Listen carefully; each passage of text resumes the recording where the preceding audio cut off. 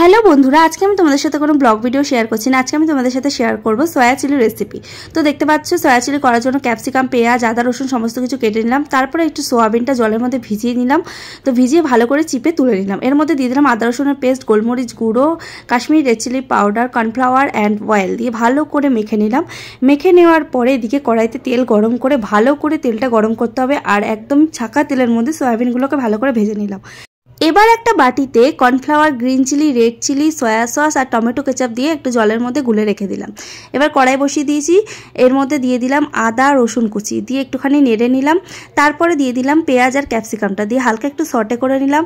এর মধ্যে দিয়ে দিচ্ছি গোলমরিচ গুঁড়ো, নুন আর চিনি দিয়ে ভালো করে নেড়ে নিলাম। তারপরে দিয়ে দিলাম সসটা দিয়ে আবারও নেড়ে নিচ্ছি। এবার এর মধ্যে দিয়ে দিচ্ছি কাঁচা লঙ্কা আর সয়াবিনগুলো দিয়ে ভালো করে নেড়ে চেড়ে ড্রাই করে ধনেপাতা দিয়ে নামিয়ে নিলাম। তো রেসিপিটা কেমন লাগলো জানিও, ভালো লাগলে like, comment, share and subscribe করে দিও।